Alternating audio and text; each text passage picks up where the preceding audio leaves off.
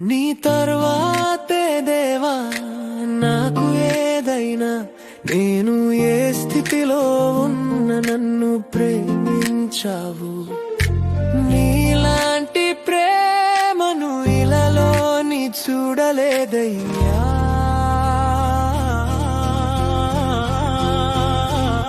స్నేహితులందరూ దూరమైన వేళ నన్ను హత్తుకొని నిజమైన ప్రేమని జీవితంలో చూపించావు.